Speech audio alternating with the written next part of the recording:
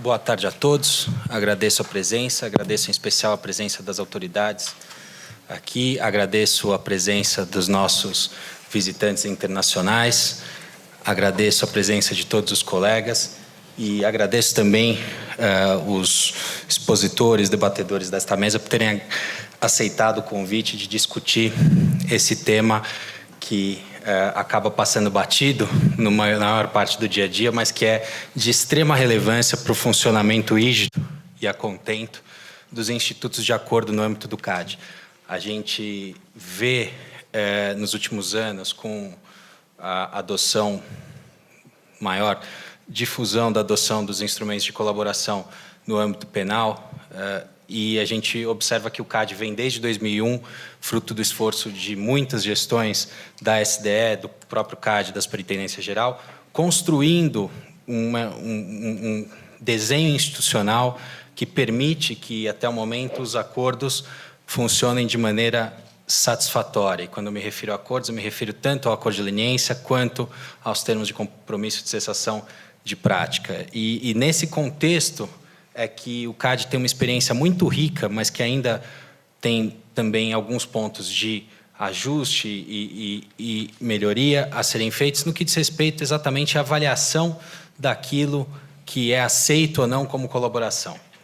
Os requisitos legais para a acordo de leniência dizem que uma colaboração efetiva precisa considerar a identificação dos autores da prática, mas também a apresentação de informações e documentos que comprovem a infração noticiada. Essa é uma afirmação da lei que pode gerar muito problema e que pode gerar muita discussão, e é uma discussão que às vezes fica restrita ao âmbito do TSG.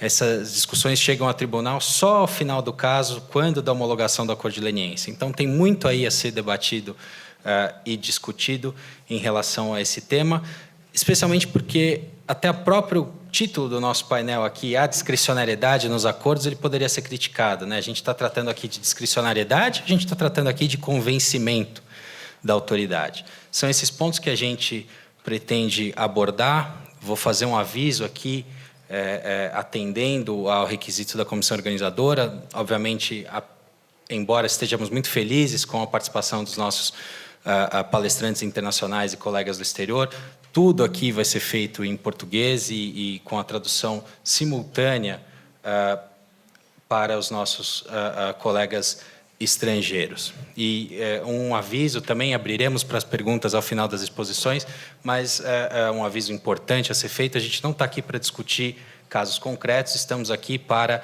debater os aspectos em tese e de forma abstrata naquilo que for possível. Isso dito, tenho a honra de passar a palavra para o Dr. Diogo Thompson de Andrade, superintendente-geral adjunto do CAD, e que tem feito um trabalho já há alguns anos de reforço do programa de leniência de acordos e que pode elucidar bastante a visão da autoridade da SG especificamente sobre esse tema.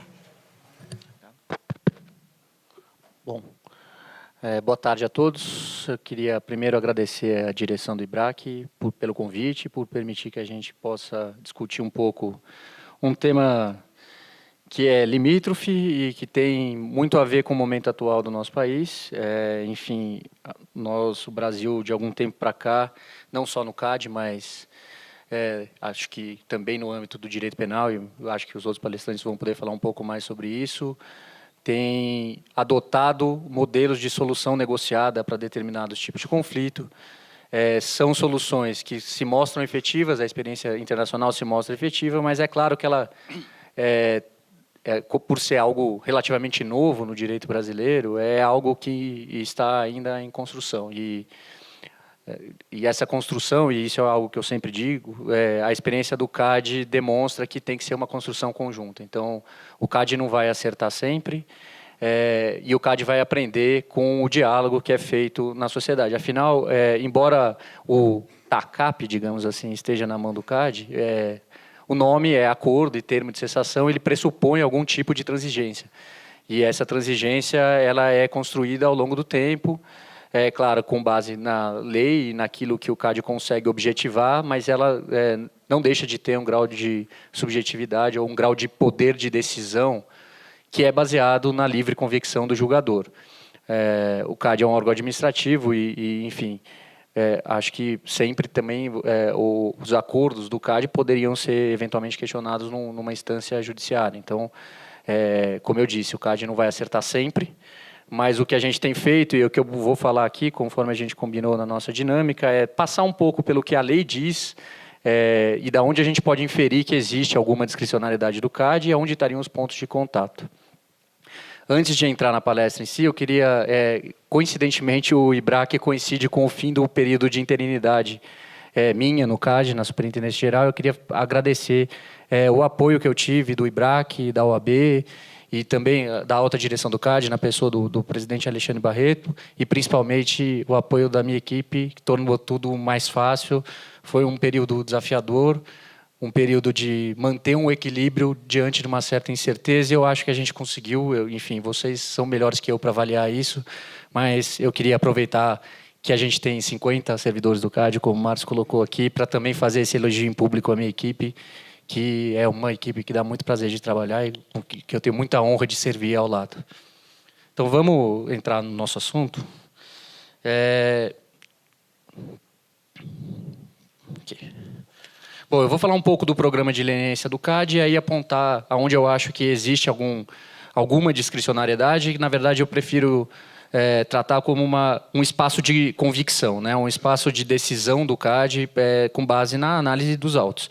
E depois vou falar dos TCCs também, porque hoje, como muito bem colocado pelo Zé Carlos Berardo, em cartéis, a gente entende os dois instrumentos quase que como complementares e intrínsecos um ao outro, né? O programa de leniência é o primeiro acordo que se celebra nesses casos, mas com o intuito de obter colaboração, você também... os TCCs são acordos subsequentes e a experiência mostra que tem sido uma experiência de sucesso, embora, como eu já disse, não livre de qualquer crítica ou reavaliação. Faz parte um pouco da história do CAD, pelo menos desde quando eu vivo no CAD, se reavaliar constantemente para ver se as coisas estão funcionando. E acho que talvez essa seja uma das grandes virtudes dessa instituição. Bom, lembrando ali do programa de leniência, tem um aspecto da lei que é importante ressaltar, que é o CAD, por intermédio da Superintendência Geral, poderá celebrar acordo de leniência. Normalmente, quando a lei usa esse termo poderá, ela está dando algum grau de discricionariedade para o administrador. No caso da leniência, não me parece que essa discricionariedade seja ampla, até porque a própria lei estabelece uma série de outros requisitos.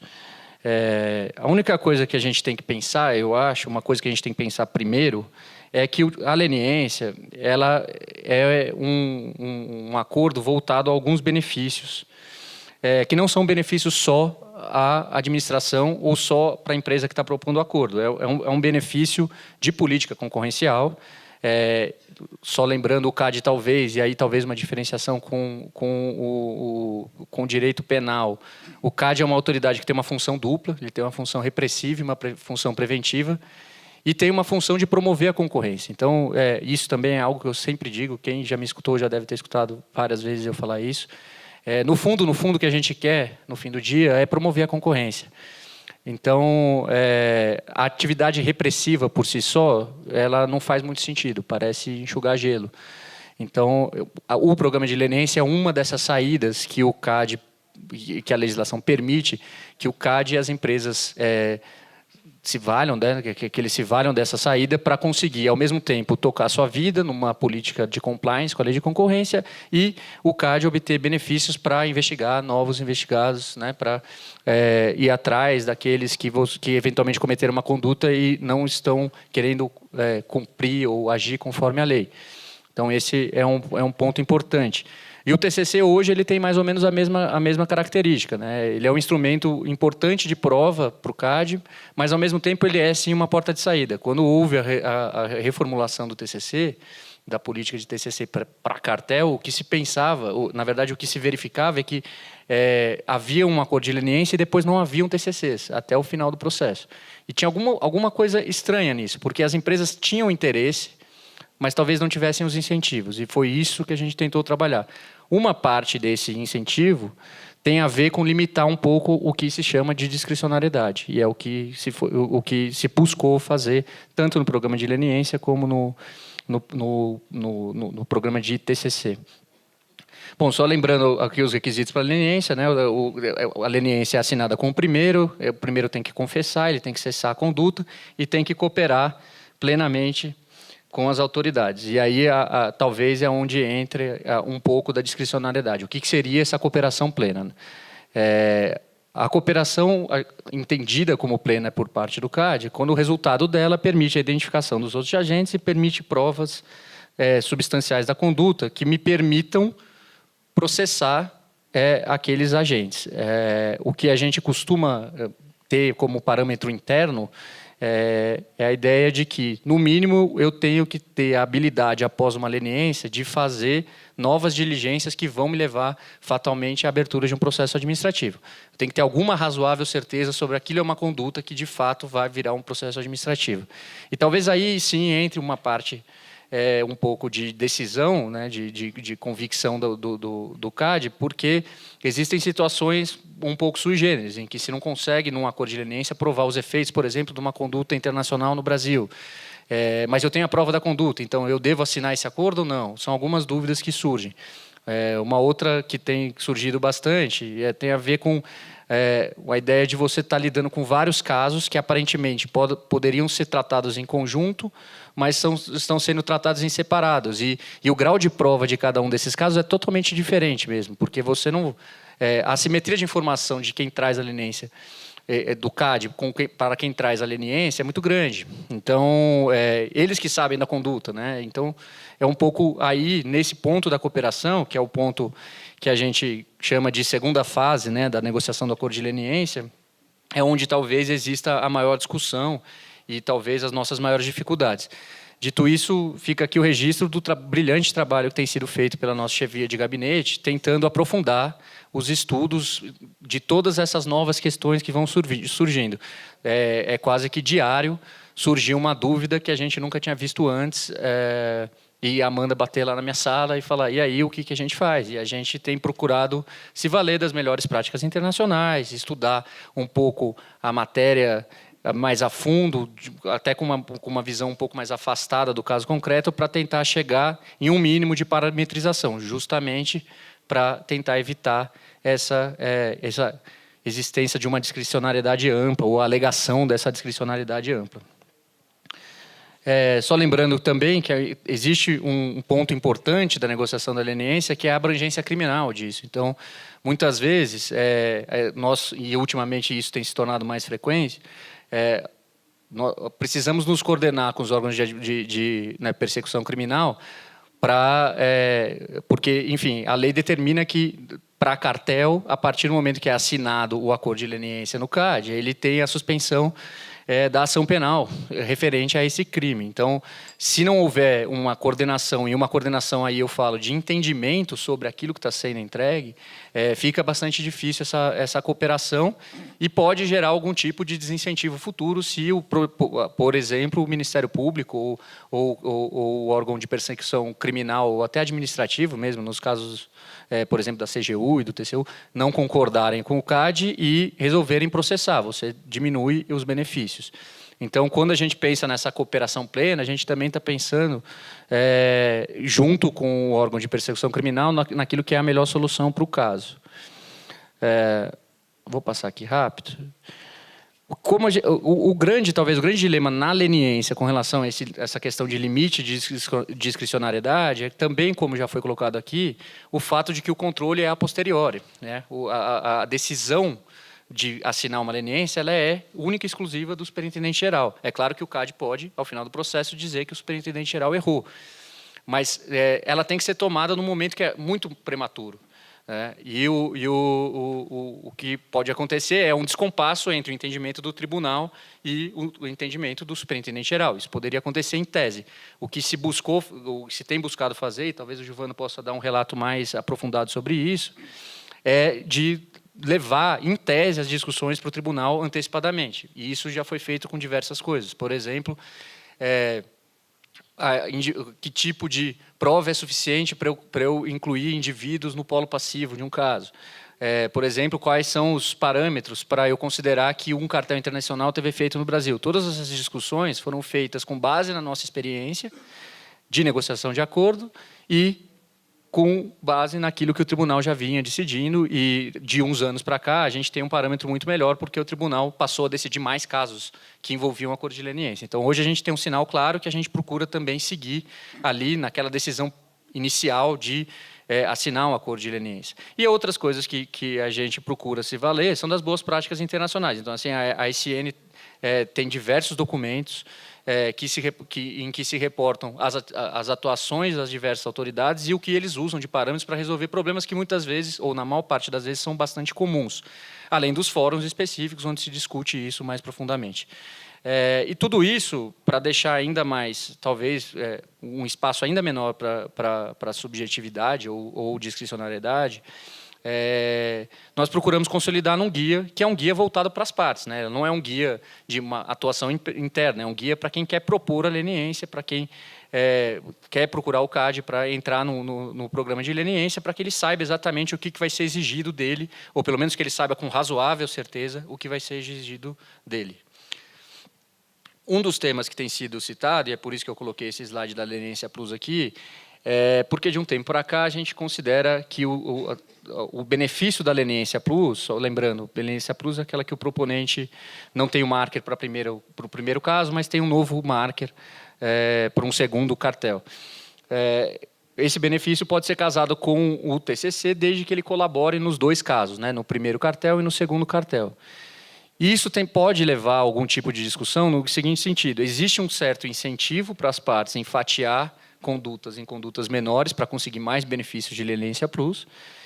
E, por outro lado, o CAD tem essa assimetria de informação. Então, ele tem que tomar uma decisão sobre se aquilo é um ou se são vários cartéis. Aqui, novamente, eu faço o registro. Tem um trabalho que vai ser publicado em breve na revista do IDP, feito lá pela nossa chefia de gabinete, que tenta parametrizar isso e tornar isso o mais objetivo possível. De novo, foi feito um benchmark internacional, foi discutido internamente diversas vezes e agora a gente tenta consolidar isso com parâmetros um pouco mais objetivos. Uma decisão, em algum momento, vai ter que ser tomada, e aí é um pouco o que eu costumo dizer, não é exatamente discricionariedade, mas é uma convicção inicial do superintendente geral, convicção com base nos elementos que ele tem dos autos. E com base nesses elementos ele vai decidir se a gente está diante de um cartel ou de vários cartéis. E com base e é óbvio que sem prejuízo de que se prove ao contrário durante o processo, porque de fato outros elementos podem surgir durante o processo e aí teríamos que voltar atrás na nossa decisão inicial. Então, esse acho que é um dos pontos, talvez, que seja interessante para um debate posterior. E aí, só para... Eu trouxe os números atualizados, até a pedido da minha própria chefia de gabinete, mas eu acho que é interessante aqui para o debate, porque mostra que nos últimos anos houve um aumento e foram batidos recordes atrás de recordes, tanto no número de leniências como de leniência plus. O que demonstra, de certa maneira, ou pelo menos nos mostra que nós estamos seguindo um caminho relativamente certo e correto naquilo que é a construção dos incentivos e no grau de objetividade ou de segurança jurídica que a gente consegue dar àqueles proponentes do acordo de leniência. Partindo agora para o TCC, acho que o mais importante lembrar, relacionando aqui com o nosso tema, é que a discricionariedade aqui é ampla, né? A lei ela coloca alguns requisitos mínimos para a assinatura do TCC, mas ela deixa bem claro que o juízo aqui é de conveniência e oportunidade. Para quem fez direito, primeira aula de direito administrativo, conveniência e oportunidade é quase que o sinônimo de discricionariedade. Então, quem colocou... Mas, ao mesmo tempo, a lei traz um parágrafo dizendo que o CAD é que vai fazer essa regulamentação do TCC internamente. Então, quem colocou limites à sua própria discricionariedade aqui foi o próprio CAD, nos últimos anos.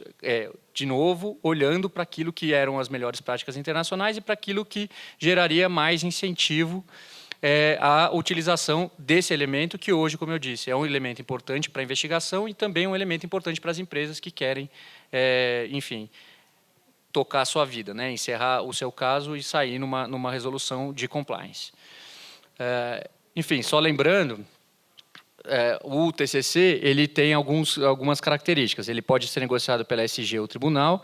Ele é uma tentativa, né? Ele é one shot, você só pode propor uma vez, e ele é homologado pelo tribunal. Aqui já tem uma diferença com a leniência, que é uma diferença importante. Mesmo quando ele é negociado à SG, já existe um controle pelo tribunal do CAD daquilo que está sendo feito na SG.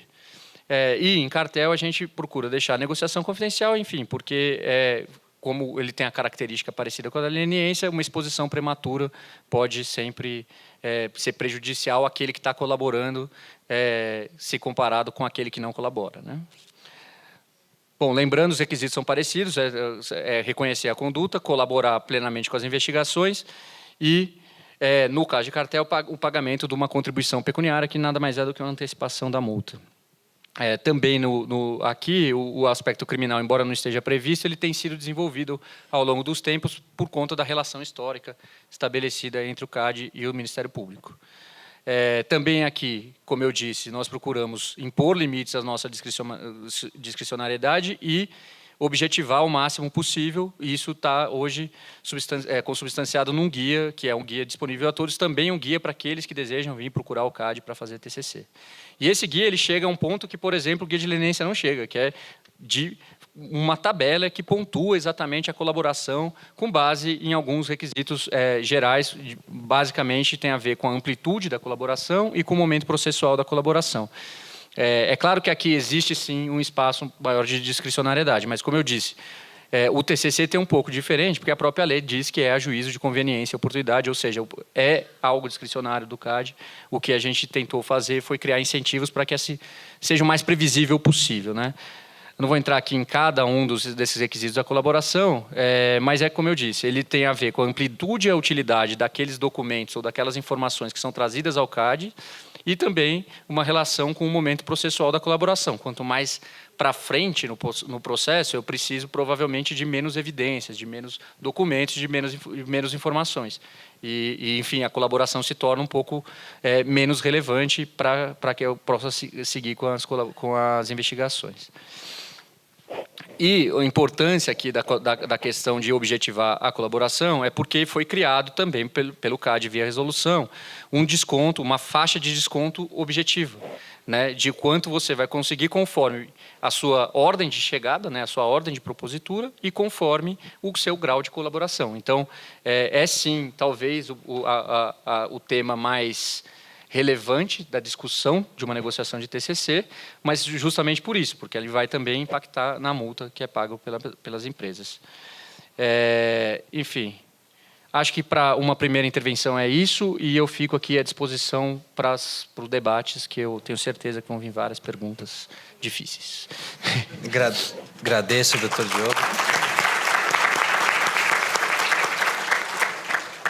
Muito obrigado, doutor Diogo, pela apresentação muito profunda no tempo exíguo que lhe foi concedido para essa apresentação. Eu passo a palavra agora para o doutor Marcelo Cagliari, ex-conselheiro do CAD, ex-presidente do IBRAC, advogado. Por favor, Marcelo.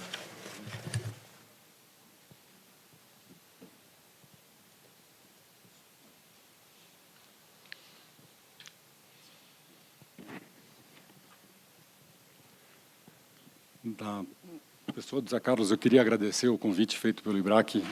Esse ano faz 20 anos do meu primeiro seminário do IBRAC, um evento histórico que foi feito em parceria com o CAD na época, com a OCDE, com o Banco Mundial, em que, na verdade, começou a colocar concorrência no mapa econômico e jurídico brasileiro. Então, eu tenho um carinho muito grande pelo evento e uma admiração muito grande pelo IBRAC, que eu renovo aqui na presença dos seus diretores atuais.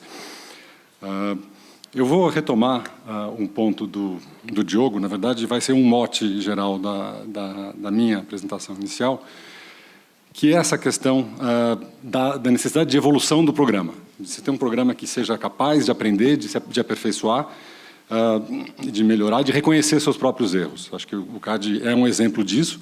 Eu acho interessante a gente perceber que esses programas só deram certo, na verdade, em países que fizeram esse exercício. A começar do berço da criação do programa de leniência moderno, que é os Estados Unidos. A gente lembra, e isso não estou falando nada de novo, mas eles criaram no final da década de 70 um programa que, pelos primeiros 15 anos, foi um fracasso. Até 93, em 15 anos de duração desse programa inicial, eles tiveram aí uma média de um pedido de leniência por ano. E chegaram a assinar cerca de 10 acordos. Então, fizeram uma avaliação depois de 15 anos, aí 93 e 94 instituíram uma série de mudanças muito abrangentes que foram exatamente na linha do que o Diogo estava falando, que é a redução da própria discricionariedade. foi a percepção que eles tiveram da necessidade de dar mais segurança, dar mais previsibilidade e transparência. Eu vou usar esse binômio ad nauseam, e já peço perdão, porque eu acho que esse é o mote central da discussão. É a necessidade de dar transparência e dar previsibilidade para o programa para que ele seja eficaz. Na verdade, é óbvio que sempre vai ter a preocupação do interesse público por trás, da conveniência, da oportunidade da administração, mas não adianta eu ter um objetivo muito nobre do ponto de vista da administração pública se eu não atraio ninguém. Seria fazer um programa, um leilão de concessão de infraestrutura em que eu tenho um modelo perfeito em benefício da administração pública que não atrai nenhum interessado. Na verdade, foi o que aconteceu com os Estados Unidos. Ninguém estava interessado naquele programa, porque ele gerava muita incerteza. Eles começaram a ter resultado depois que fizeram essa alteração, reduzindo, exatamente na linha do que o Diogo mencionou, que o CAD fez, reduzindo a sua própria discricionariedade. No caso, lá fizeram algo radical, que na época era revolucionário, e hoje a gente até acha meio padrão, mas ninguém tinha feito isso antes, que é dizer, eu vou abrir mão do meu direito de escolher se essa proposta de leniência merece imunidade ou não, merece algum tipo de benefício ou não, e vou assegurar que essa imunidade vai vir automaticamente na medida em que ela preencha certos requisitos. Foi uma mudança histórica, e que, na verdade, acabou virando um modelo para programas desse tipo pelo mundo inteiro, mas que é particularmente importante no Brasil hoje, na hora que a gente pensa nos programas de leniência que estão sendo adotados por outros órgãos do Brasil. E muitos que foram modelados a partir da lei antitrust, na verdade, eu sempre digo copiados, talvez equivocadamente ou mal copiados em larga medida, gerando grandes problemas de incentivo e insucessos flagrantes. E a gente fala do programa de leniência aí do Ministério da Transparência, da lei anticorrupção, nesse período todo, o que ele teve de resultado, em boa parte, provavelmente, por conta do problema dos incentivos. Quer dizer, a gente teve, ao longo da história antitrust, a experiência europeia seguiu o mesmo caminho, começaram com um programa que dava muita liberdade para a autoridade, em 96, e tiveram que reformular o programa em 2002 para começar a atrair gente, porque também não estava funcionando. O mesmo processo que a gente viu acontecer no CAD. Em 2000, a gente muda a lei, você começa a ter algum interesse do setor privado em leniência, a partir de 2003, 2004, 2005, quando você começa a ter portarias que começam a trazer um pouco mais de segurança, de previsibilidade, de transparência. Isso é importante, a gente sempre tem em mente que a decisão de procurar autoridade para buscar essa cooperação é uma decisão racional. A empresa senta e discute, analisa como é que é o processo, quão confiável é essa autoridade, eu posso confiar que ela vai cumprir os seus requisitos, eu tenho previsão com relação a o que vai acontecer com as minhas informações, e a gente vai tratar disso um pouco melhor mais para frente, como é que vai ser o tratamento de confidencialidade. Isso é um elemento absolutamente crucial e que a gente vê problematicamente desrespeitado por aí em outras autoridades no Brasil, sistematicamente. Eu me preocupo muito com o momento que a gente está e com uma frase que os americanos usam muito, que é dizer que big cases make bad law. É você ter autoridades hoje em dia no Brasil, em diversas áreas, achando que o que está acontecendo hoje em dia, especialmente com a Lava Jato, é indicativo do que vai acontecer com esse programa depois. Na verdade, você tem que criar um programa desse tipo de cooperação pensando no futuro, pensando nos casos que vão vir, não no que está acontecendo agora, e nos casos normais e não nos casos excepcionais. Será que você está criando um programa que vai atrair gente no futuro, sem pensar que você está numa situação excepcional hoje, que talvez não seja a regra para frente? Então, nesse sentido, o CAD foi evoluindo ao longo do tempo, de diversas maneiras. Eles passaram, o CAD, tanto a SDE, na verdade, eu incluo ela aí com muito mérito, e depois a ASG e o tribunal, de diversas maneiras passaram a aumentar o coeficiente de previsibilidade desse tipo de acordo, reduzindo a sua própria discricionariedade. Isso foi feito de maneira de regulamentação infralegal, em boa parte resoluções, portarias na época, e agora, com certeza, combinando com os guias, que são uma evolução fenomenal que a gente tem. Mas o CAD fez isso também por meio de decisões do tribunal, quer dizer, em jurisprudência, e eu, só para dar um exemplo, um dos elementos de incerteza mais presentes que a gente tinha na discussão com um cliente, se ele ia se aproximar da autoridade para pedir uma cooperação ou não, era: mas eu faço um acordo com a SDE ou depois com a SG, será que o tribunal vai confirmar ou não? Qual é o grau de discricionariedade do tribunal? Ele vai começar a analisar Se aquele documento que eu entreguei algum tempo depois da leniência deveria ter sido entregue antes, eu tinha obrigação de ter tido acesso, eu tinha obrigação de saber que aquela pessoa estava envolvida, aquela informação que eu só trouxe depois, que eu pude aprofundar mais a investigação. Será que o tribunal vai fazer isso e vai, por exemplo, questionar se aquela leniência deve ser confirmada depois? É um elemento de extrema insegurança. E, nesse sentido, a decisão que o tribunal tomou, e aí, a partir dos primeiros casos de leniência que chegaram, foi importantíssima, em termos de dar essa segurança. Que foi dizer, eu não vou entrar nesse tipo de detalhe. Eu vou restringir a minha discricionariedade como tribunal e vou respeitar, entre aspas, a análise que a superintendência fez. Alguém que cumpriu com todas as exigências da superintendência ao longo da investigação inteira, dificilmente vai ser surpreendido pelo tribunal depois com uma análise de que aquela contribuição não foi suficiente. Esse foi um sinal crucial que o CAD deu, que o tribunal deu, no sentido de estimular a procura por acordos ao garantir, ou pelo menos ao reduzir essa discricionariedade e garantir um pouco mais de segurança e de previsibilidade para as partes. Houve avanços também nesse sentido que foram feitos de maneira legislativa. E um exemplo cabal que vem à mente é a proibição da leniência para o líder do cartel. Outro elemento de incerteza que a gente tinha no Brasil anteriormente, uma discussão infindável, será que a empresa ser a maior do mercado é suficiente para ela ser líder e ela não vai se qualificar para a leniência? Será que ela ter participado predominantemente com uma outra empresa da maioria das ações é suficiente para ela ser líder? Muitas vezes, na verdade, chegava a ser o ponto de discutir, bom, a maioria dos meus e-mails, das minhas evidências, me envolvem, porque naturalmente a investigação foi feita dentro da minha empresa. E você chegou a ter discussões dessa nos autos, mas então você era o líder, obviamente, porque a maioria das evidências constantes dos autos, que você trouxe, envolvem você. Isso vai colocar em risco a minha imunidade ou não? Uma das mudanças legislativas mais eficazes nesse sentido de contribuir para trazer mais segurança. É óbvio que a gente não vai ter mudanças legislativas com frequência, a gente sabe a dificuldade, e o risco, 2, de colocar coisas no Congresso. Então, mas o CAD tem feito um esforço imenso em avançar legalmente também. E, como eu falei, em outros aspectos também, seja o tribunal percebendo a importância de preservar essa previsibilidade, essa transparência, na verdade, ampliá-la progressivamente ao custo da sua discricionariedade. Quer dizer, é exatamente o que o Diogo falou, é o que os americanos aprenderam na marra. Eles amargaram 15 anos de insucesso para reconhecer que eles realmente tinham que fazer isso. Porque quanto mais elemento de incerteza você tem na discussão com a empresa, mais chance você tem dela decidir não buscar autoridade, procurar uma leniência, procurar um TCC. Então, paulatinamente, acho que a história do Brasil é uma de redução, e é uma história feliz nesse sentido até agora, de redução progressiva desses elementos de incerteza, ou os elementos de convicção, de convencimento que o Diogo estava falando. É claro que muitos continuam, é claro que é um processo em andamento e ainda tem muita questão que surge na discussão que a gente tem que enfrentar. O CAD tem se mostrado aberto a essa discussão e isso é importantíssimo que continue, porque é assim que você tem os avanços. Essa apresentação depois acho que vai ser disponibilizada, eu não vou passar por ela, a gente teria aí, o Diogo já apresentou os requisitos e alguns dos pontos depois abaixo.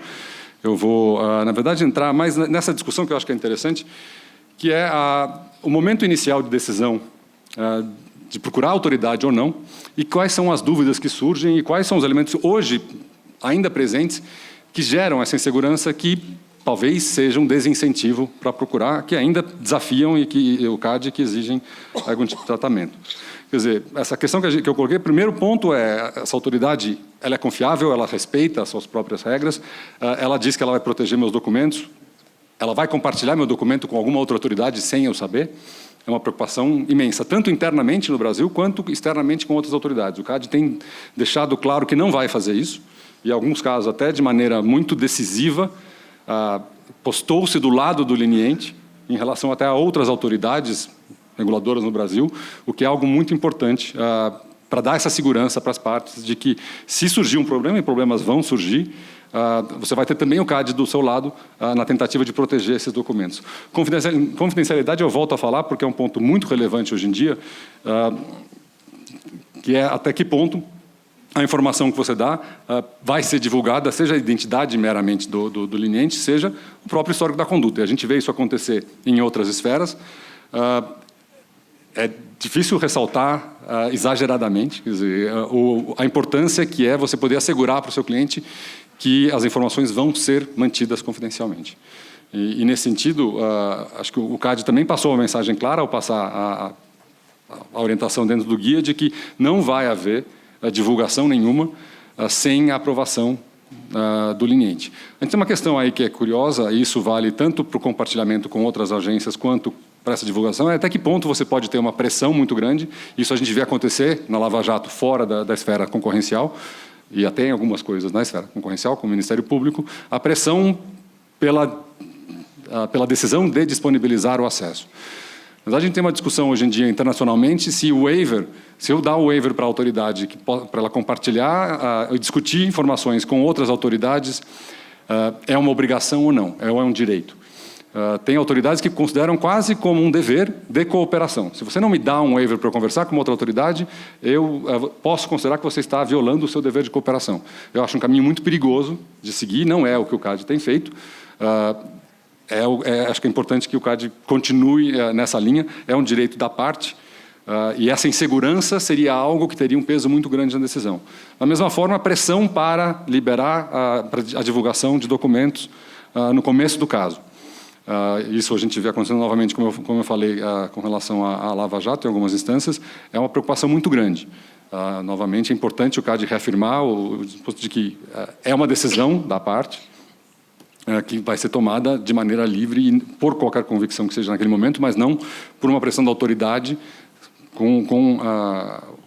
potencialmente, até como a gente vê em outros países, ameaças veladas ou até em outras autoridades nesse sentido.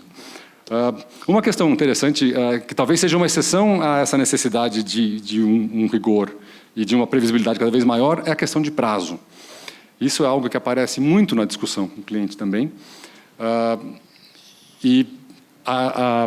O CAD, na verdade, reconheceu que ter prazos muito rígidos ao longo do tempo podia ser um problema. A gente chegou a ter, no passado, determinações de que a negociação de leniência só podia durar 6 meses, prorrogáveis por mais 6.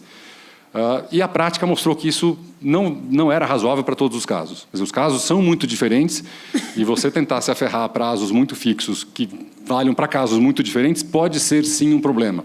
Você tem clientes perguntando, mas o CAD não entende que eu tenho 12 países pedindo coisas simultaneamente, eu tenho que negociar com todos eles ao mesmo tempo, e eu preciso dar esses dados?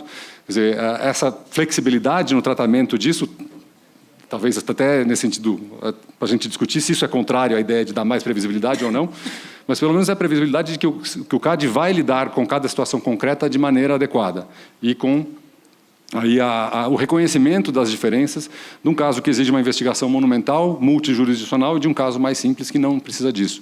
Mas é importante essa mensagem de que esse é um ponto que é importante em termos de razoabilidade na hora de lidar com prazos. Mesma coisa com formatos da informação, quer dizer, o CAD tem avançado no sentido de fornecer modelos, como que eu quero que a informação seja fornecida. Isso pode parecer trivial. A gente brinca no escritório que a gente teve uma exigência do CAD, em um certo momento, que mudasse o formato da tabela que a gente dava informação, e aquela tabela nova custou $350 mil. Quer dizer, é óbvio que não é preocupação do CAD não gerar custo para as partes, mas sim, deveria ser uma preocupação do CAD não gerar custo desnecessário para as partes. Então, eu acho que o avanço vem sendo paulatino nesse sentido, de fornecer esses modelos, de fixá-los. É óbvio que a gente continua evoluindo, a gente espera que o CAD evolua de um caso para outro, não ao longo do mesmo caso, na medida em que venham pedidos e mudanças ao longo do tempo, mas isso, a consolidação do modelo, tanto do histórico quanto dos anexos, ajuda muito.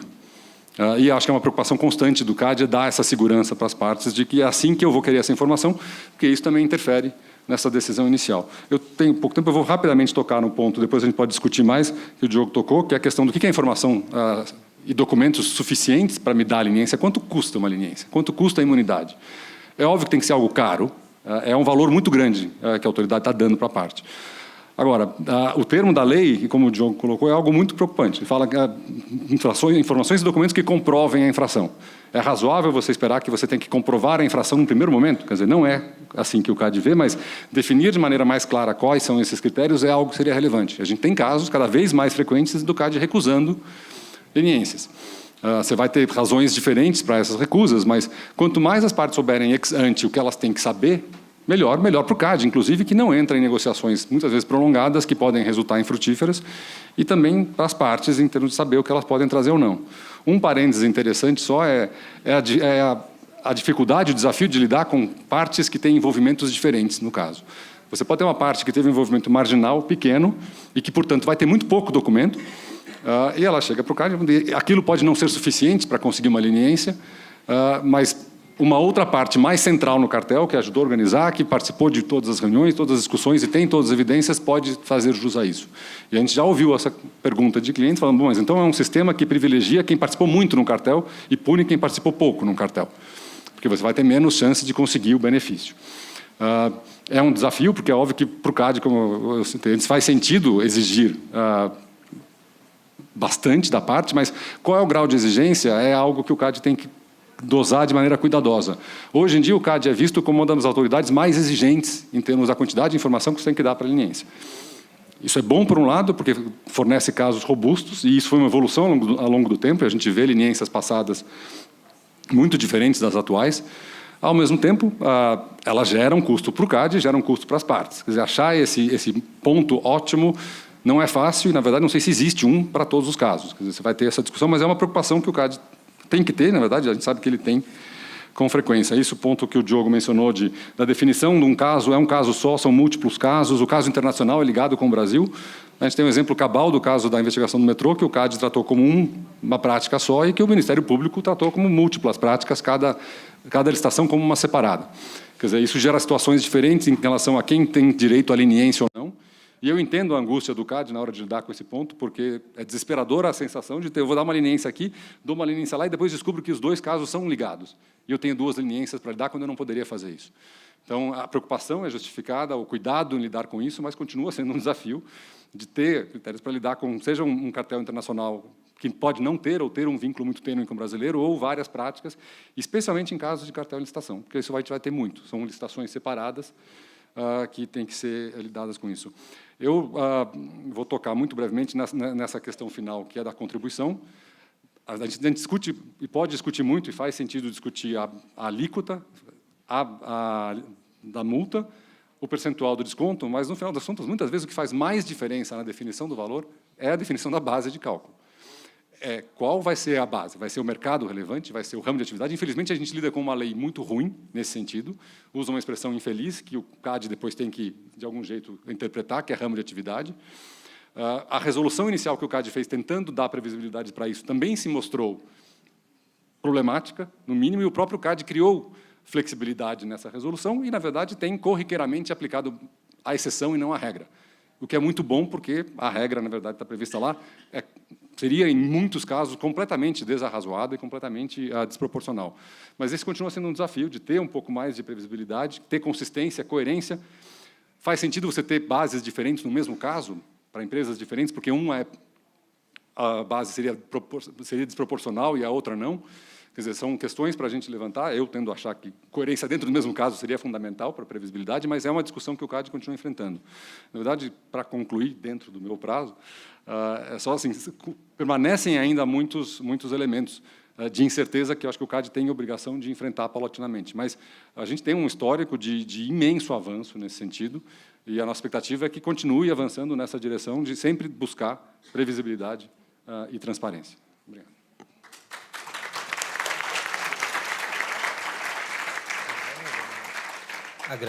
Agradeço, doutor Marcelo, pela apresentação. Passo a palavra agora à doutora Helena Lobo da Costa, livre-docente, professora associada do Departamento de Direito Penal da Faculdade de Direito da Universidade de São Paulo. Muito obrigado pela presença, professora. Boa tarde. Eu quero, em primeiro lugar, parabenizar o IBRAC pelo evento, na pessoa do Dr. Eduardo Caminati e Dr. Márcio Bueno. Agradecer muitíssimo o Dr. José Carlos Berardo pelo convite.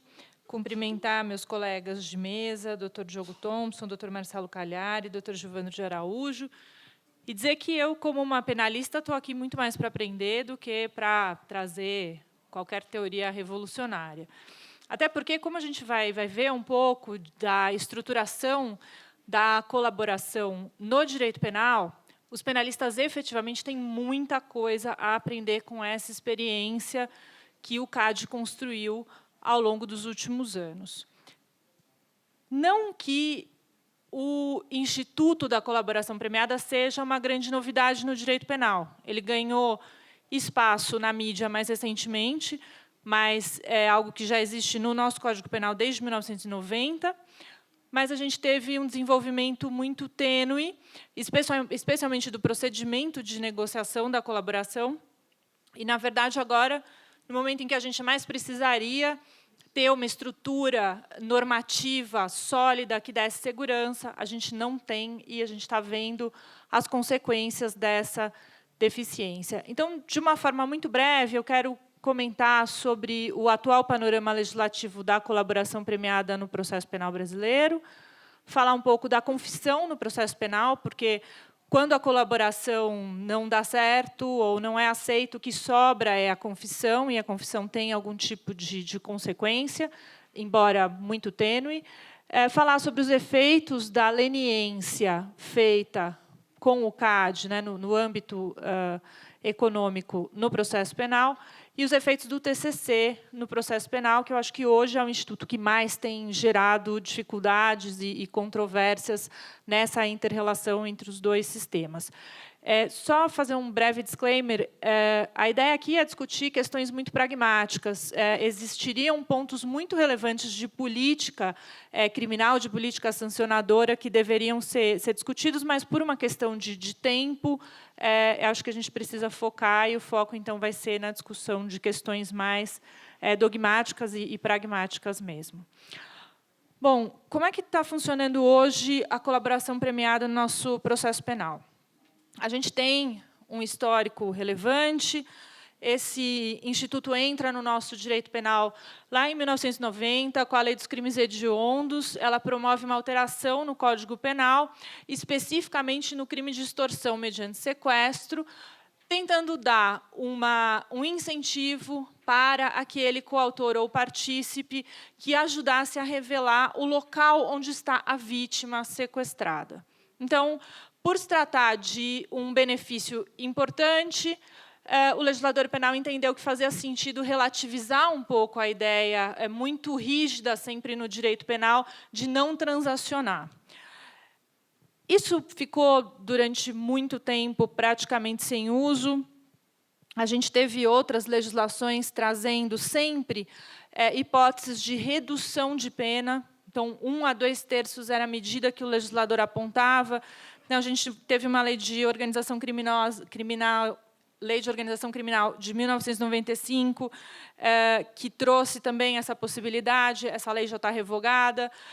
Em 95, também, a gente tem as primeiras previsões já no campo do direito penal econômico, por meio de alterações que foram promovidas na 7492, que é a Lei dos Crimes Financeiros, e na 8.137, que traz, dentre outros, os crimes contra a ordem econômica, os crimes de cartel. Tivemos, na Lei de Lavagem, nova previsão também de redução, possibilidade de redução de pena de 1 a 2 terços.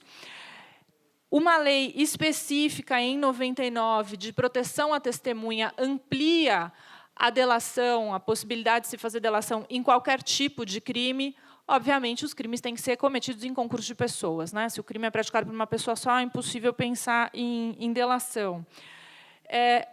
Mas a grande mudança legislativa vem mesmo com a Lei 12.850, que é a lei que hoje está em vigor para a maior parte dos âmbitos. A 12.850 ela não revogou diversos dispositivos anteriores.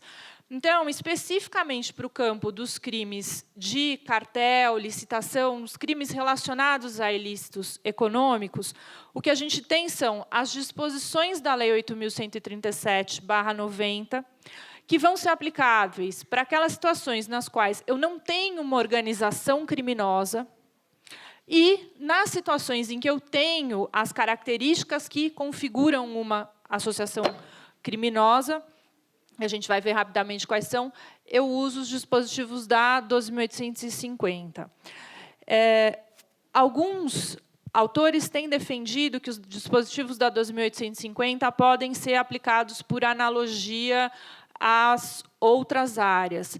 Me parece que essa analogia pode ser feita no que se refere a questões procedimentais, mas eu acho que, no que se refere aos benefícios, não é possível fazer esse tipo de analogia. Embora seja uma analogia, de certa forma, em bonam partem, que seria em benefício do réu, é num instituto que é usado como meio de prova para outros acusados, contrariamente a outros acusados. Então, me parece que é algo que precisa ser muito rigidamente regulado e, por conta disso, eu entendo que, se não houver a configuração de uma associação criminosa, não é possível aplicar, em uma colaboração premiada, a imunidade total ou o perdão judicial, porque esses elementos são elementos específicos da lei de associação criminosa. De novo, a gente cai no paradoxo de quem cometeu o pior crime tem os melhores benefícios.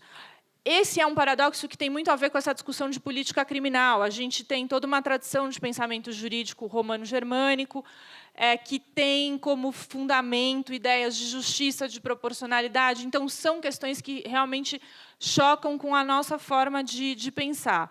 Mas, se a gente olhar pragmaticamente os dispositivos legais, essa é a lógica. E, então, nessa análise que é mais pragmática, não cabe a gente ficar discutindo aqui a correção dessa lógica. Apesar da Lei 12.850 ter trazido muitos avanços no que se refere à regulamentação da matéria, ela continua num grande âmbito de déficit normativo.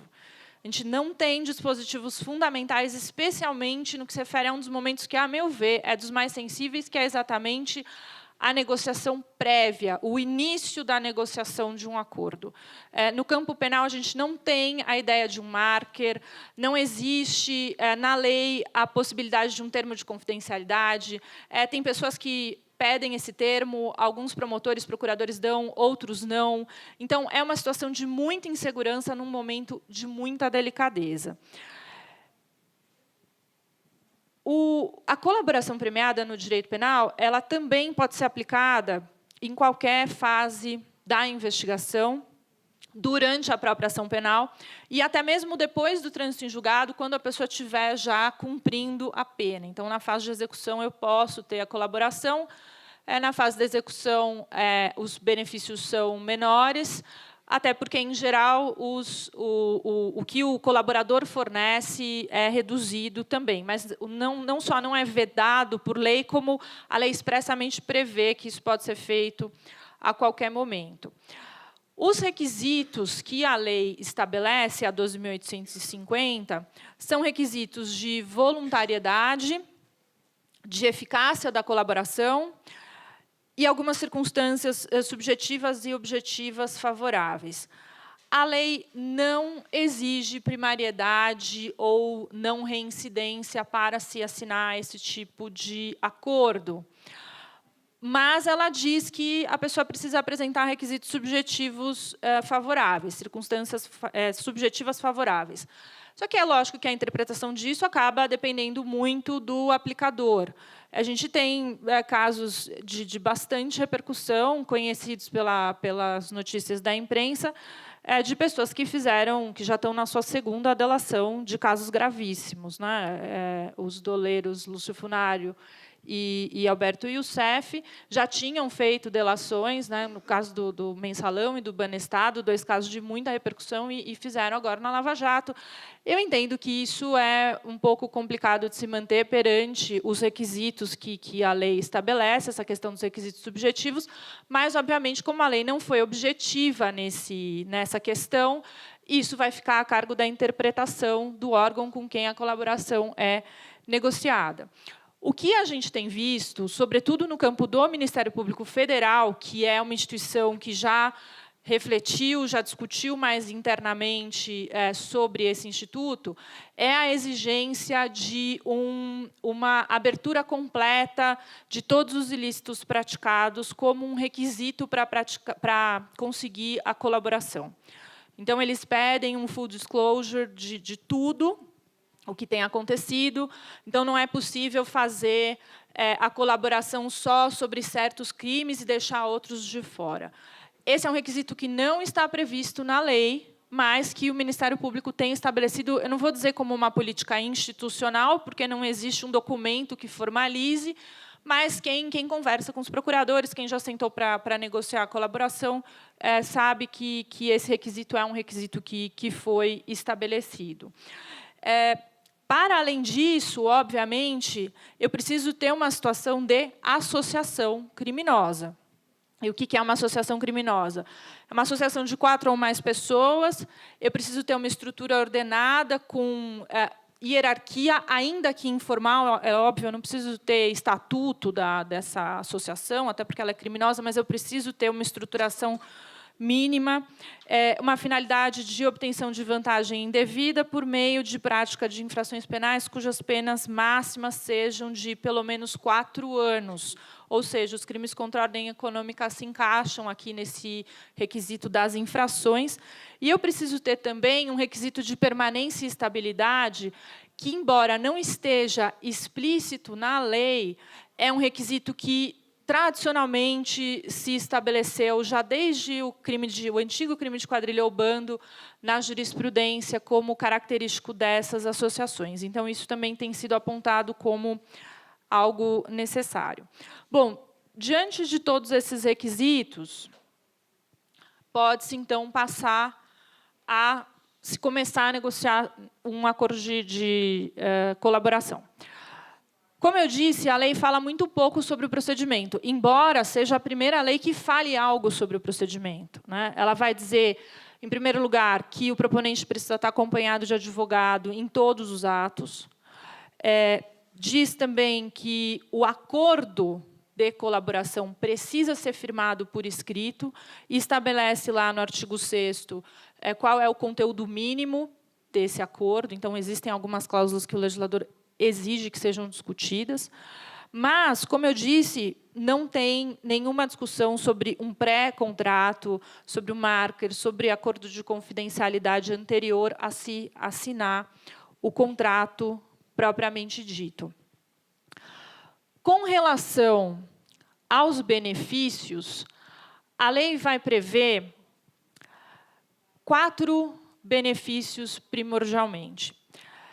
O primeiro deles, que a lei não deixa claro qual é a natureza, se refere à não propositura da denúncia contra os colaboradores.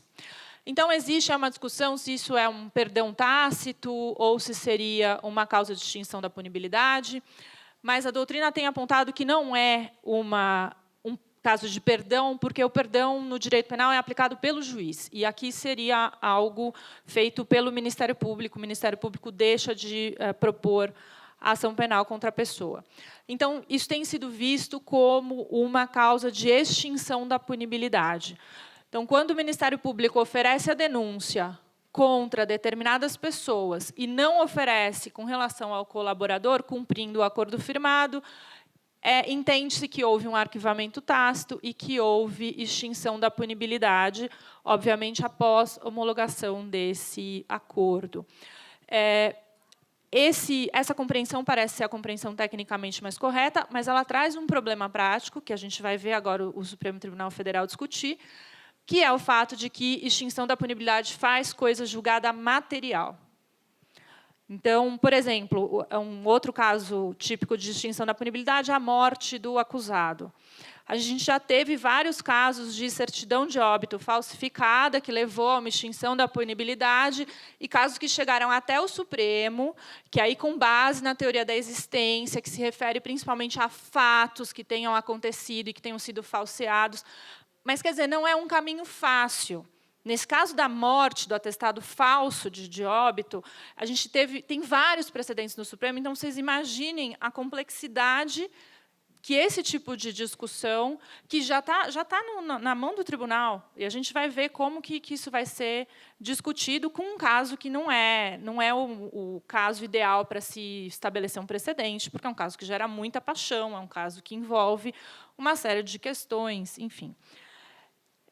Ao lado da extinção da punibilidade, eu tenho o perdão judicial, que ele vai ser concedido ao final do processo. Então, nesse caso do perdão, embora o benefício seja muito bom, a pessoa vai ter que ser processada, e o processo já é uma punição. Eu tenho a redução de pena e tenho a substituição por restritiva de direitos.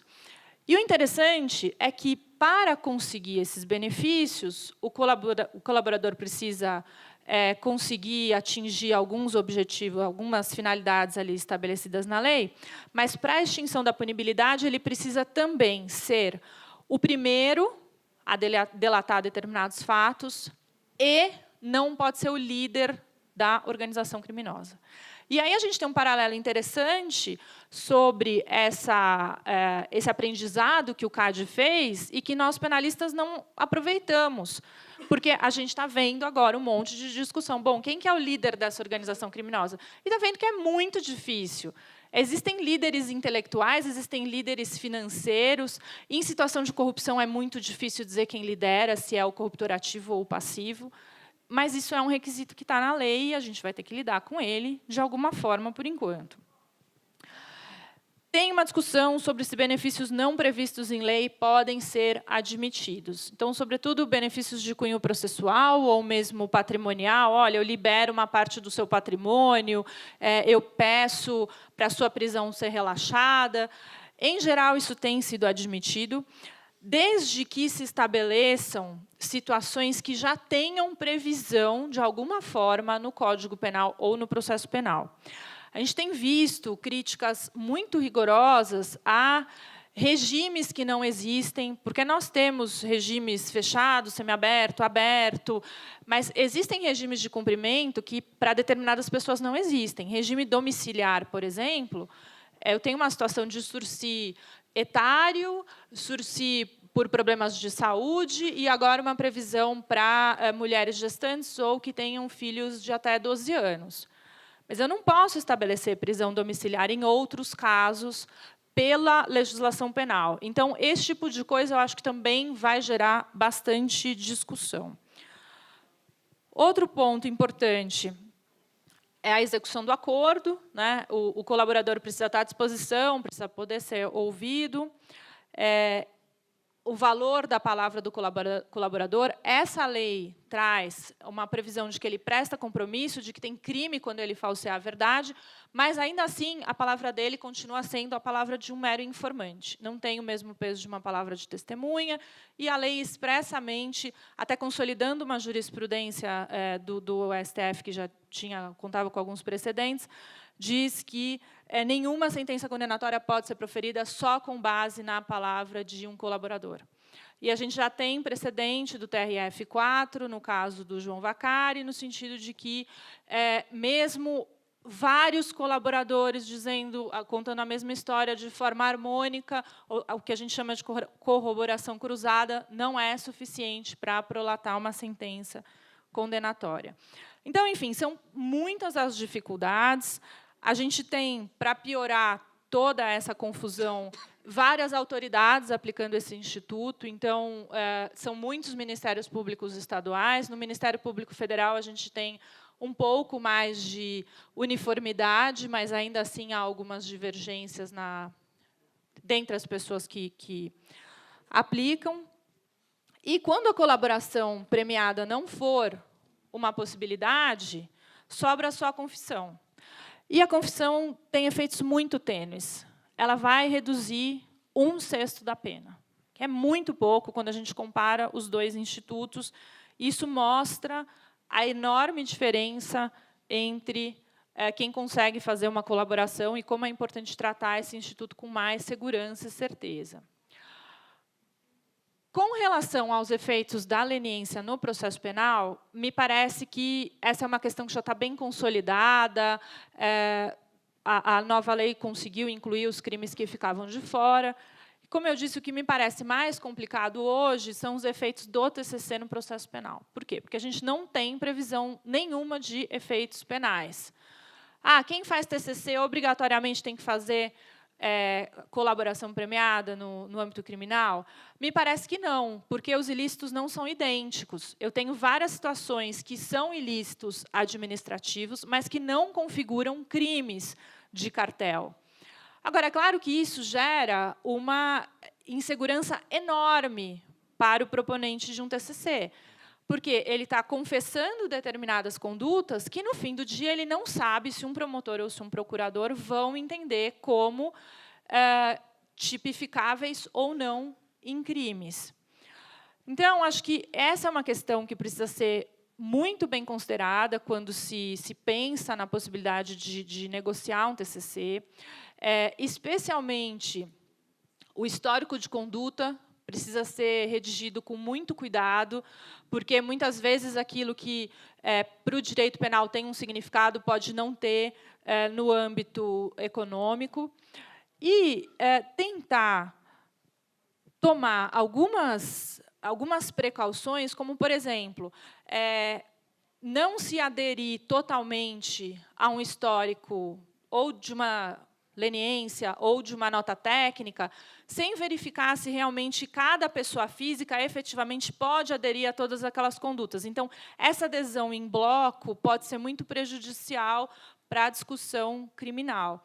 Então, enfim, eu sei que são muitas informações, mas eu acho que são questões que precisam ser debatidas entre quem trabalha nos dois âmbitos, porque realmente é algo que hoje eu vejo como o maior desincentivo à assinatura de TCCs. É lógico que o meu olhar é muito viciado, porque as coisas só chegam para mim quando tem essa questão penal, mas eu vejo as pessoas físicas muito angustiadas com isso. Acho que é um dos desafios que está aqui na nossa frente para a gente tentar pensar em soluções.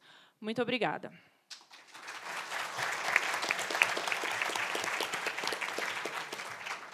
Agradeço à professora Helena pela brilhante exposição. Passo a palavra ao conselheiro Gilvando, para que ele faça os comentários que entender pertinentes sobre o tema. Bom, obrigado, Zé Carlos. Eu queria cumprimentar, primeiramente, o IBRAC pelo evento. Mais uma vez, é um grande prazer poder participar de algo tão grandioso, congregando pessoas tão importantes do mundo da concorrência. É sempre muito prazeroso. E gostaria de saudar os meus colegas de mesa, na pessoa do Dr. Diogo, que não só vem desempenhando, depois de muito tempo, com muito brilhantismo, com muita devoção à sua atuação no CAD, na Procuradoria, na Superintendência, e parabenizar exatamente pela condução nesse período de interinidade que ele teve, com muita competência, como é de costume. Eu, na verdade, fiquei com a incumbência de fazer alguns comentários em relação ao que foi trazido aqui. E para mim, talvez, diante das provocações um pouco trazidas pelo Diogo e pelo Marcelo, mais especificamente em relação a essa questão da concorrência, eu queria destacar, basicamente, 2 pontos que, para mim, parecem ser relevantes e que tensionam aquilo que se discutiu inicialmente. O primeiro é uma lógica de competências. Isso porque parte dessa discricionariedade ela conversa com essa divisão de competências que existe em relação ao que cada órgão do tribunal há de fazer. Então, primeiramente, em relação à Superintendência Geral, me parece muito nítido que a colaboração efetiva e informações e documentos que comprovem a infração, essa é uma atribuição outorgada à Superintendência Geral. E aí faço um parêntese dizendo que isso nós tivemos a oportunidade, eu ainda era procurador, no primeiro acordo de leniência firmado no cartel dos vigilantes, de lançar um parecer analisando isso. E o porquê? Bom, quem entende se há ou não colaboração efetiva, essa passa a ser uma obrigação personalíssima, quase, da superintendência. Não há como eu dizer que houve colaboração em relação a um terceiro. Essa obrigação vai ser sempre atribuída à Superintendência Geral. E, em relação a essas informações e documentos que comprovam a informação, na minha ótica, isso diz respeito ao beneficiário da leniência, e não necessariamente aos demais partícipes do ilícito. Por quê? Eu acho que tem essa dupla vertente. A primeira é evitar um oportunismo de pedir um marker e celebrar uma leniência em que eu não traga absolutamente nada, inclusive da minha participação do ilícito, mas que jogue em relação a um dado mercado, em relação a outros agentes econômicos, uma suspeição generalizada. Então, é natural que a Superintendência Geral diga, olha, eu preciso que você me mostre esse ilícito e me mostre que você participou. É óbvio que, em relação a outros agentes econômicos e a pessoas naturais, possa sendo formada a prova ao longo do procedimento. Mas, ao que me parece, esse é um primeiro aspecto que está atrelado a uma competência específica da Superintendência Geral e que ela, inclusive, tem que mostrar ao tribunal para que o tribunal, aí sim, profira um juízo homologatório do cumprimento dos requisitos. E, nesse juízo, e que é o que o tribunal tem feito, naturalmente, é um juízo de homologação, salvo se houver um fato superior, obstativo, modificativo ou substitutivo dos elementos que foram trazidos para aquela celebração do acordo de leniência.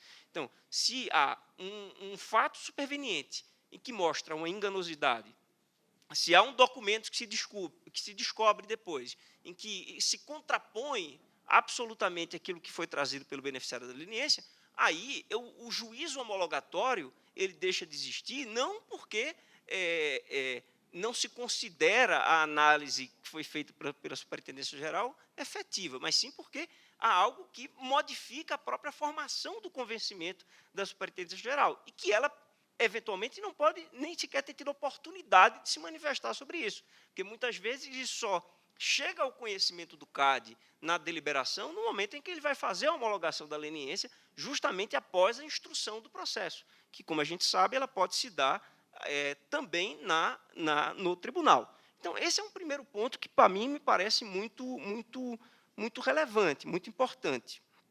Ainda aqui, também consultando um pouco os aspectos de competência, em relação ao TCC, esse aqui talvez seja um desafio muito grande, porque o TCC hoje funciona quase como um ato administrativo complexo, em que a Superintendência Geral ela tem um mandato de negociação e de trazer informações ao tribunal sobre uma efetiva conduta, o grau de colaboração que está tendo, e essa discussão que é, sobretudo, de quantificação da contribuição, é basicamente esse binômio colaboração e contribuição que a superintendência traz para o tribunal, e o tribunal, ao passo em que esse termo vai avançando, sinaliza por uma vertente homologatória ou não homologatória. Então, nesse caso do TCC, sobretudo quando é um TCC proposto na Superintendência Geral, nós temos tido a ação de um ato administrativo complexo que envolve superintendência e tribunal.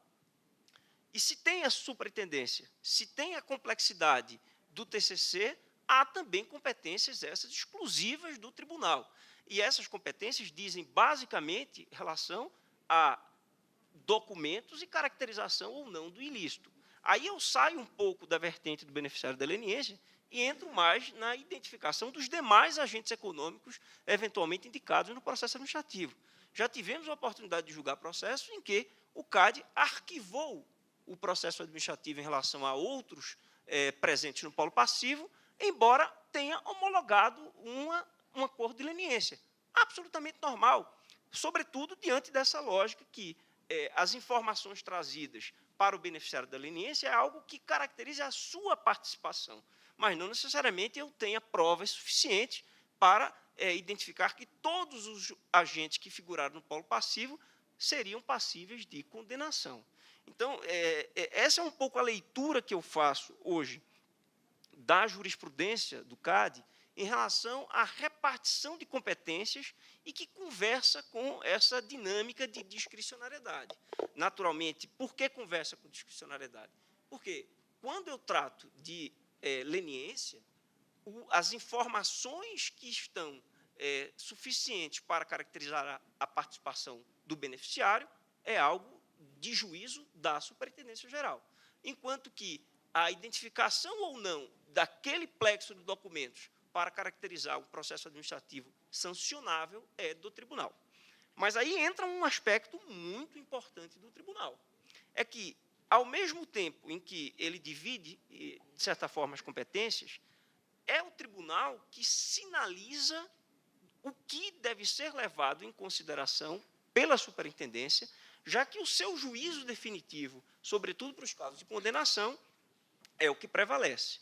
Daí que o que me parece muito bem conduzido pelo CAD até o presente momento. Primeiro, é o que foi dito por todos, é a redução da discricionariedade em relação a diversos aspectos.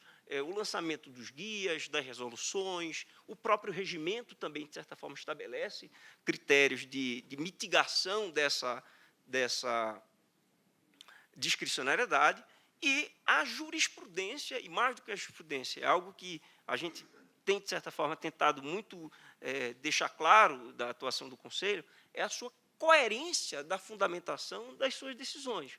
Então, não dá para cada processo eu considerar um bojo de documentos como suficiente ou insuficiente para materializar o ilícito.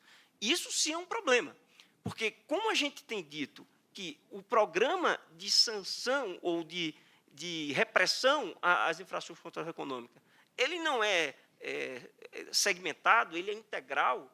Quando eu não considero um bojo probatório na condenação do processo administrativo, eu vou afetar a leniência. E vice-versa. Naturalmente, quando eu considero aquilo ali, aquilo é mantido, aquilo vai fortalecer o programa de sanção que o CAD tem em relação às condutas anticompetitivas. Então, é nesse sentido que é muito importante que haja essa análise conjunta de soma de competências, de mitigação de discricionariedade, para trazer aquilo que o Marcelo tanto falava e disse que enfatizaria muitas vezes, a transparência, a previsibilidade e o incentivo para que os agentes econômicos venham aderir ao programa. Isso me parece muito relevante. Eu tenho alguns exemplos que mostram que, às vezes, o CAD ele recebe também colaborações e inputs do próprio judiciário na melhora da sua jurisprudência. E eu trago 2 casos aqui, e pretendo não me alongar muito, porque vou fazer um comentário para, eventualmente, abrir para as perguntas. O primeiro caso foi uma redução de discricionariedade que o CAD teve, não em relação ao programa de leniência ou condutas. Eu acho que, com isso, a gente fica mais tranquilo para fazer uma abordagem de como ele pode aprimorar a sua atuação. Eu trato especificamente da resolução, de 2 resoluções que foram resoluções sobre multa por intempestividade.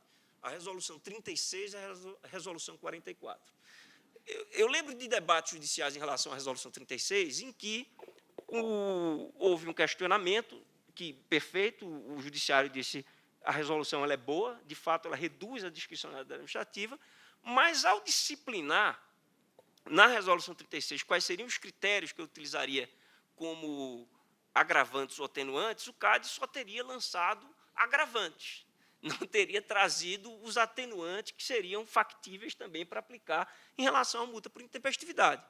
No que, ao se ver sancionado naquela vertente, o CAD imediatamente internalizou aquilo que seria correto e reformulou a resolução, daí a 36, que virou 44, e aí ele passou a estabelecer esses critérios mais detalhados e de forma que teve outros casos judicializados confirmados, exatamente porque ele demonstrou a sua redução da discricionariedade e contemplando aquilo que se faria efetivamente importante para o processo. Eu cito também algo que mostra essa redução de discricionariedade por regramento, a questão do processo de avocação, que isso já é algo recente, em que houve um questionamento do rito que o CAD teria trazido para a utilização da avocação e que o judiciário disse, olha, isso parece absolutamente correto o que o CAD está fazendo,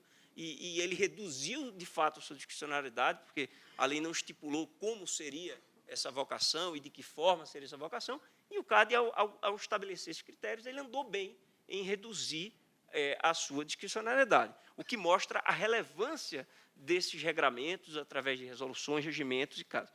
E um outro fato interessante, que também mostra que essa coerência que a gente faz, ela precisa também observar a continuidade, isso foi dito pelo Diogo, não adianta a gente criar um sistema que seja autômato, que o CAD não converse com as avaliações judiciais, por exemplo, do que se caracteriza como prova para identificação de um cartel. Isso é algo também importante, porque se nós entendermos, por exemplo, que foi trazido pela professora, que apenas manifestações de beneficiários de leniência ou de compromissários seria suficiente para uma condenação, isso, se não estiver em compasso com aquilo que está no judiciário, mais uma vez, o enforcement da política de defesa da concorrência ela pode restar prejudicado. E esse foi um debate que se teve também e que ainda tramita, mas que é relevante dizer, no caso do cartel dos genéricos, em que o padrão probatório, e eu me lembro que, no caso, havia um debate sobre a ata de reunião, se essa ata tinha que ser assinada por todos ou poderia ser apócrifa ou não. É óbvio que o processo ele contempla outros parâmetros, mas, naturalmente, que esse foi um. A ata por si só, ou a ata apócrifa, ela tem um valor probatório, e cada internalização desse tipo de manifestação, naturalmente, tende a reforçar essa política de defesa da concorrência e vai, ao passo, também diminuindo essa discricionalidade administrativa de lançar a mão de conclusões sem que isso possa ter também esse reforço da política. São esses comentários que eu queria fazer e eu agradeço a todos.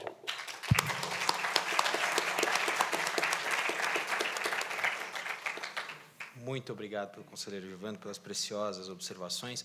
Vou abrir por 15 minutos a perguntas. Antes do Dr. Guilherme Ribas, que foi o primeiro a levantar a mão aqui e fazer o seu questionamento, eu tenho uma pergunta para o Dr. Diogo, buscando aqui trazer também um debate que foi levantado pela professora Helena e pegando carona, fazendo uma provocação ao conselheiro Gilvando. O elemento da confissão está posto como requisito para alguém obter o benefício da leniência, né? E a Lei 12.850, pelo menos a leitura doutrinária corrente, ela impõe ao colaborador, por assim dizer, a mera obrigação de descrever a gravata. Para o CAD, é preciso só descrever a gravata? É preciso tirar uma foto da gravata ou é preciso levar um pedaço da gravata para obter o benefício da leniência? Eu acho que essa é uma provocação para fins de um debate aqui inicial. Depois a palavra para o doutor Guilherme, doutor Pedro, gravata, doutor Arthur. Aí vai ficar caro. Se for levar uma gravata das suas. Obrigado. Depende de que gravata. Acho que a resposta, o ideal seria que ele levasse a gravata, né? Mas a gente sabe que nem sempre isso é possível. E nem sempre é possível por diversos fatores, né? Tem desde fatores de impossibilidade fática e real mesmo, porque a pessoa confessa, mas não tem mais os elementos que ela poderia utilizar para subsidiar a sua confissão, como também pode ser porque ela não quer ou não quer se expor trazendo alguma coisa a mais do que a mera confissão. Então, tem esses dois termos. O que eu acho que a gente tem investido nos últimos tempos e aí vai um pouco naquilo que o Marcelo falou, é de tentar ser o mais rigoroso possível, porque num histórico passado a gente viu que algumas leniências que foram fechadas com grau probatório baixo acabaram não sendo aceitas pelo Conselho. Então, tem um pouco dessa sinalização do Conselho do que ele considera como prova. Eu não descartaria por si só uma confissão bem feita porque não houve documentos ou porque não houve uma prova dos elementos. Vai ter que ser analisado num contexto. Geralmente, esse contexto ele não é só um contexto de pessoa física, né? Ele é um contexto de pessoa jurídica que pode colaborar de outra maneira e cumprindo aquilo que está na lei, que é a identificação dos demais participantes e coisas desse tipo. Como eu falei lá no começo, assim, além do relato e da confissão, é importante que desse relato eu consiga produzir mais provas. Eu acho complicada, principalmente para pessoas físicas, essa ideia de que a gente pode condená-las com base apenas na palavra do delator. Mas, assim, se ela me permite prosseguir nas investigações, só lembrando que leniência no CAD é o começo da investigação, normalmente, né? Então, se ela me permite prosseguir nas investigações, com certeza a colaboração dela, ainda que se resuma a um relato, vai ser melhor avaliada do que se ela trouxer a gravata. Perfeito. Passo a palavra ao doutor Guilherme. Obrigado.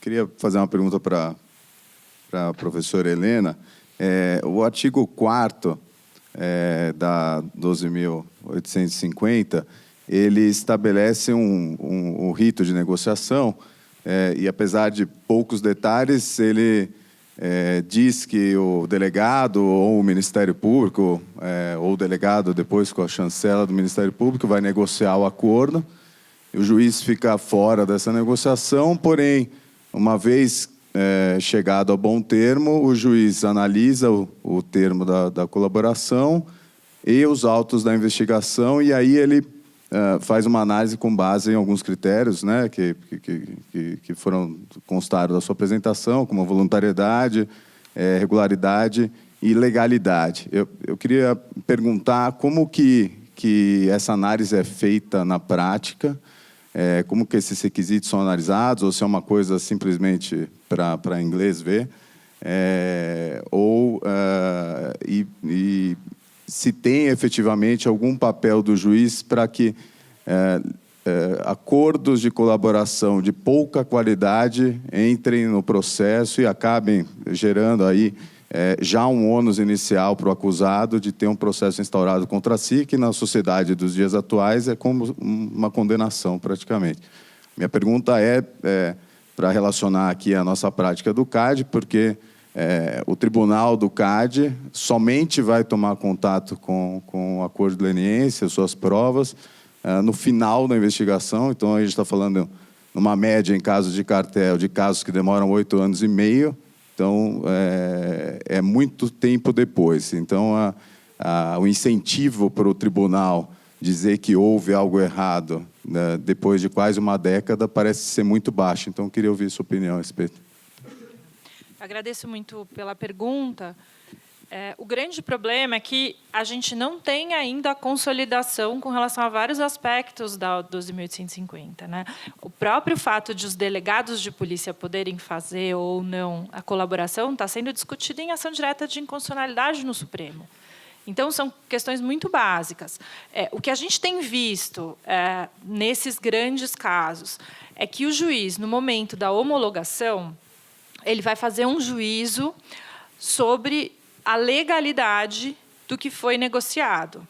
Então, por exemplo, se o Ministério Público negociou uma extinção de punibilidade, o juiz precisa verificar se a pessoa não era líder da organização, se foi o primeiro que trouxe a informação sobre determinado núcleo, e os outros requisitos.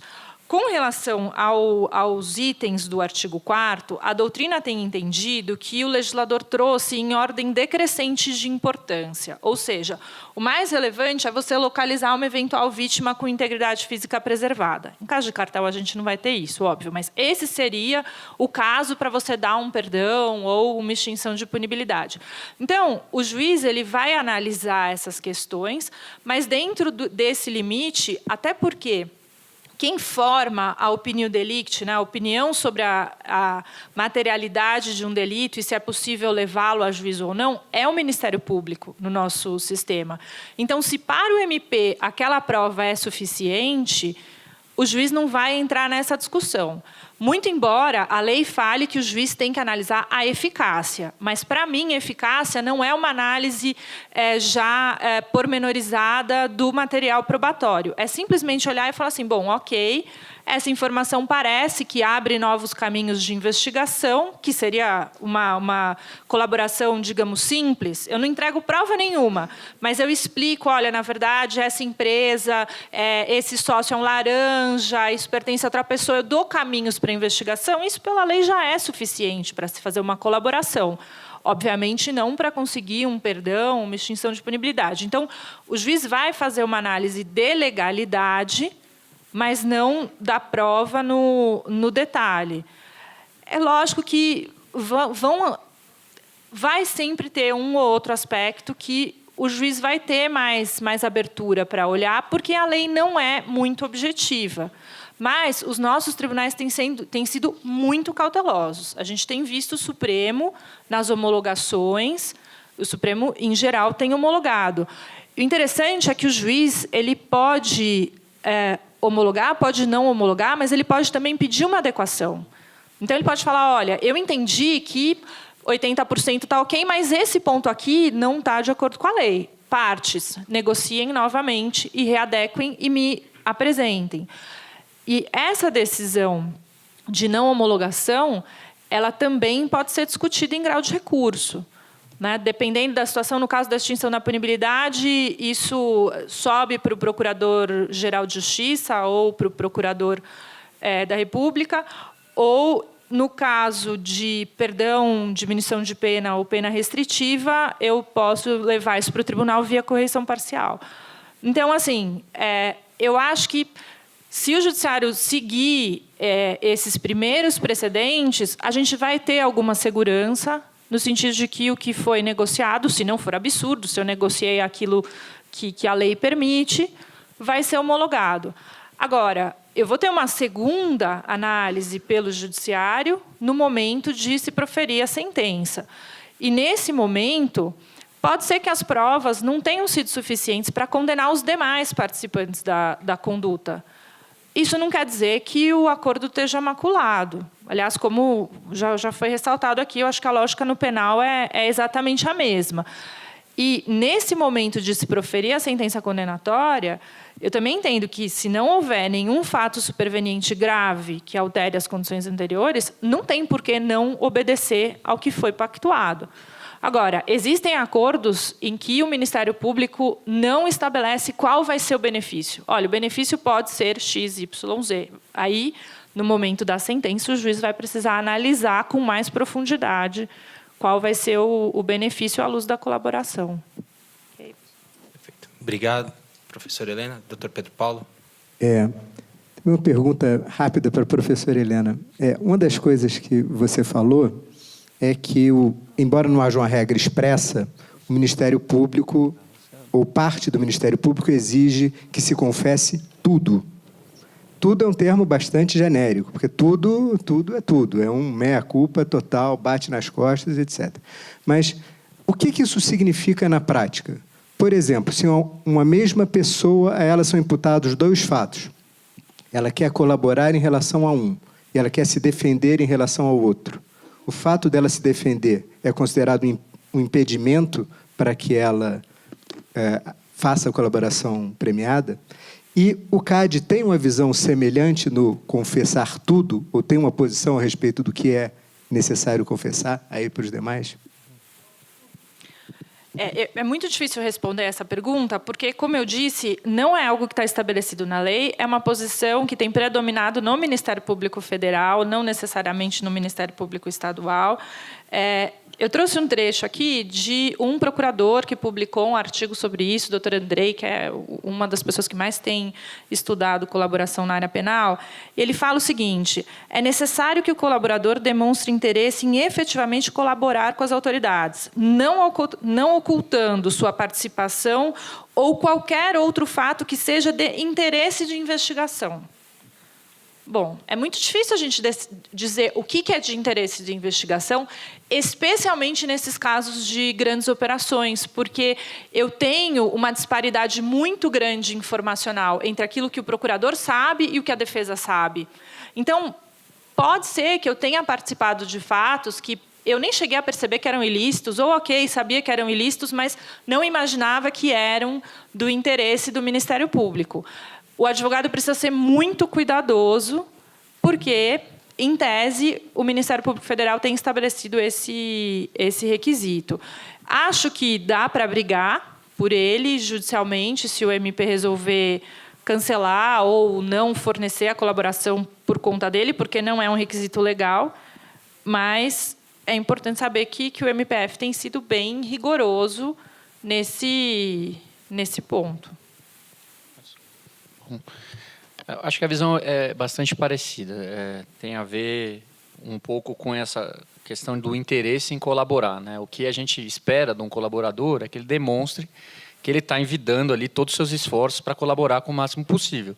E o que a gente espera é que ele entregue tudo o que ele sabe. Então, eu acredito assim, se não houver uma omissão deliberada, é difícil você estabelecer um critério que a gente chamaria de cláusula ônibus, que ele tem que entregar tudo numa leniência.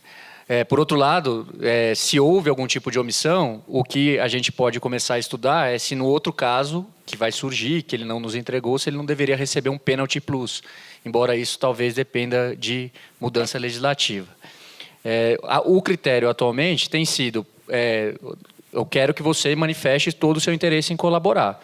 Mas já aconteceu de diversos casos em que, não exatamente por uma escolha do colaborador, mas por não ter a informação à época, dele ter feito a leniência 1 e depois ter descoberto um outro cartel e ter que vir fazer TCC porque ele está no espírito de colaboração. Então, a visão é um pouco parecida. Eu também não acho que, a não ser que haja uma omissão deliberada, o não entregar tudo, digamos assim, anularia um acordo que foi feito. Eu queria fazer só uma ponderação bem pequena, Pedro. Eu acho que o que vai diferenciar o tudo é se eu estou diante de um ato instantâneo, que foi ilícito, ou de uma atividade. Por quê? Porque se é um ato instantâneo, o tudo está delimitado. E é mais fácil identificar o que é tudo.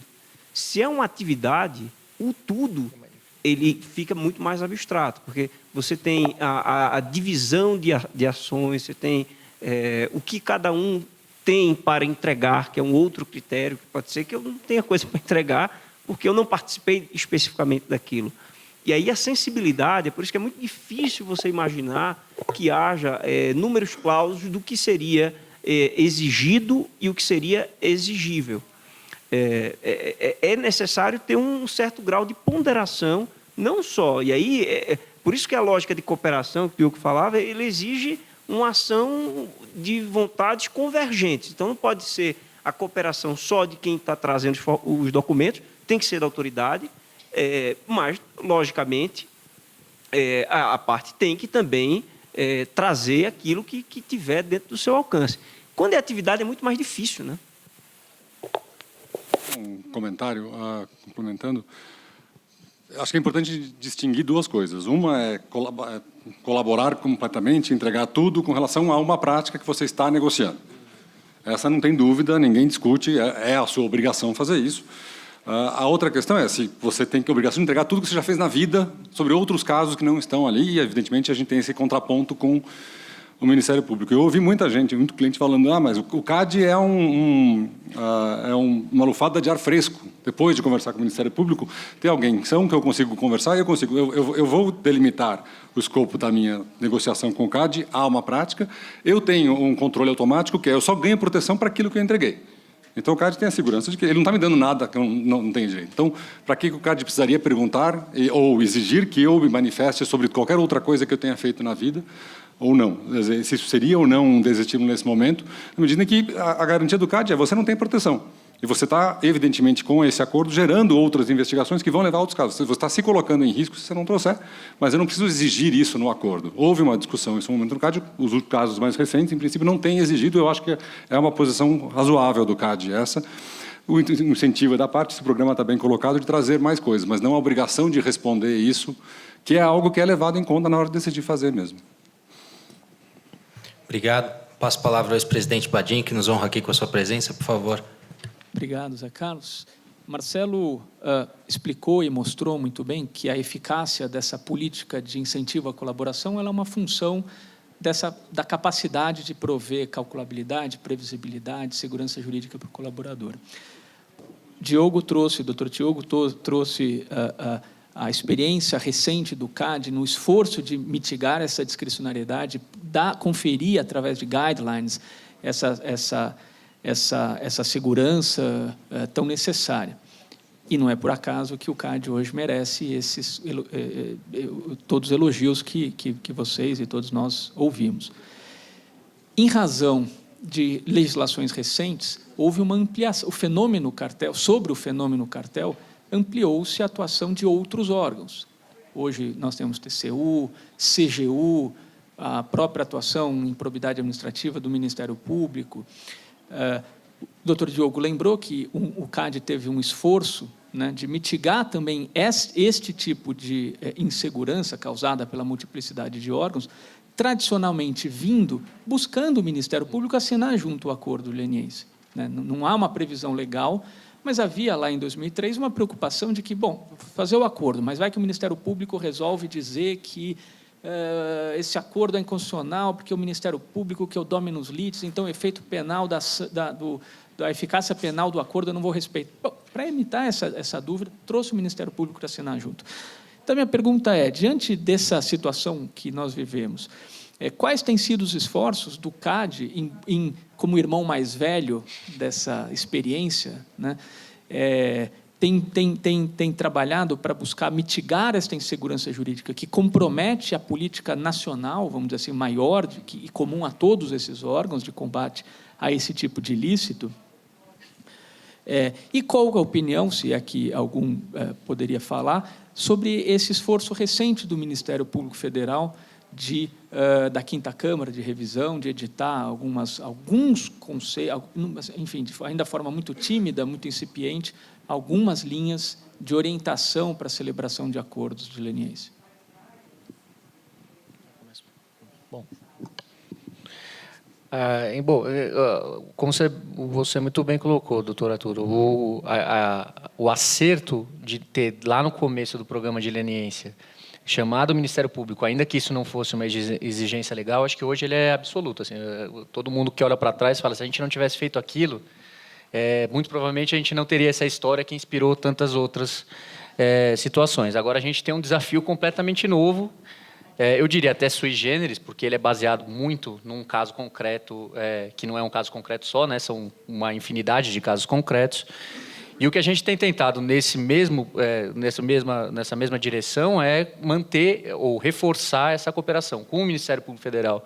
Isso tem sido feito de uma maneira até bastante ampla no Brasil inteiro. Então, hoje a gente tem diálogos e até o grupo do Telegram com todos assim, com vários dos estados brasileiros que tem alguma que tem alguma atuação que toque a atuação do CAD, e tem sido muito profícuo. Geralmente eles gostam muito do que a gente produz nas nossas negociações, e também o fato deles conseguirem tocar adiante com alguma rapidez as ações penais nos ajuda muito.